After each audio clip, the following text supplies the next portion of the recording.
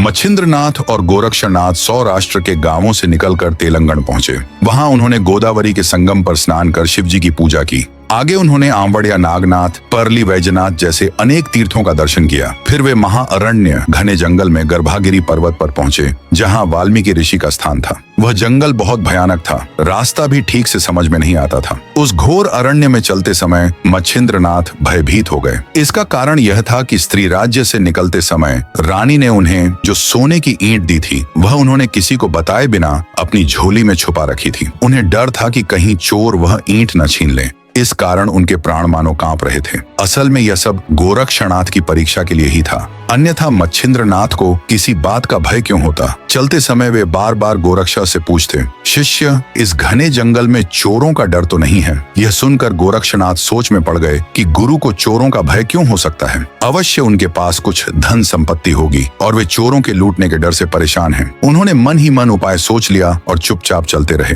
कुछ देर बाद रास्ते में एक जलाशय आया। मच्छिंद्रनाथ ने गोरक्ष से कहा, तुम यहीं ठहरो, मैं झोली तुम्हारे पास रखता हूँ, तब तक मैं शौच के लिए जाता हूँ। गुरु के जाते ही गोरक्षनाथ ने झोली में झांका, अंदर सोने की ईंट देखी। वह समझ गए कि यही भय का कारण है। उन्होंने तुरंत ईंट फेंक दी और उसी वजन का एक साधारण पत्थर झोली में रख दिया। फिर आगे बढ़ गए। थोड़ी देर बाद मच्छिंद्रनाथ लौटे और वे भी चलने लगे। गोरक्षनाथ बहुत आगे निकल गए थे। जब गुरु उनके पास पहुंचे तो वे फिर वही प्रश्न करने लगे, अब तो कोई डर नहीं है ना? इस पर गोरक्षनाथ ने कहा, जो भय था वह अब पीछे छूट चुका है, अब निश्चिंत रहिए। गुरु यह सुनकर चकित हुए। उन्होंने गोरक्ष को बताया कि उन्हें रानी ने सोने की ईंट दी थी और इसी कारण वे डर रहे थे कि कहीं कोई चोर छीन न ले। यह सुनकर गोरक्ष ने कहा, गुरुदेव, अब वह अस्थायी धन आपके पास नहीं है, इसलिए भय भी नहीं है। यह सुनते ही मच्छिंद्रनाथ को शंका हुई कि कहीं कोई धोखा तो नहीं हो गया। वे व्याकुल होकर रोने पीटने लगे। झोली खोली तो देखा ईंट गायब और उसकी जगह पत्थर रखा है। दुख और क्रोध में वे गोरक्ष को बहुत बुरा भला कहने लगे, मुझे छोड़कर चले जाओ, फिर कभी मुंह मत दिखाना। गुरु के ऐसे कठोर शब्द सुनकर भी गोरक्ष शांत रहे।